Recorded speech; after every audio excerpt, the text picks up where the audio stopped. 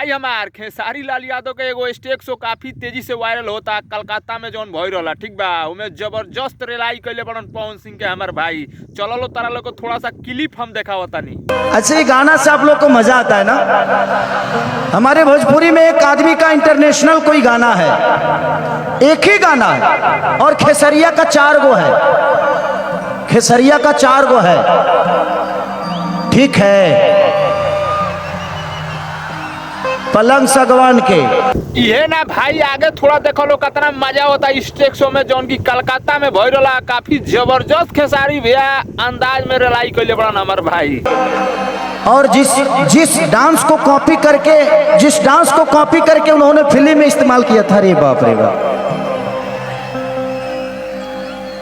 कि राजा कोई बियाह तू मोटा जाइबा हो, खइबा में हरी के हाथे त गोटा जाइबा हो। तो भाई हमार खेसारी भैया के ये स्टेज शो के फुल वीडियो देखे चाहता रहो लोग कलकत्ता वाला शो के, जेमे जबरदस्त तरीका से जौन की पवन सिंह के रिलाई कइले बड़न हमार भाई। तो आना के फुल वीडियो सॉन्ग तारा लोग के यूट्यूब पे मिल जाई। सर्च मारियो लोग खेसारी लाल यादव कलकत्ता स्टेज शो, ओइमे आ जाई हमार भाई।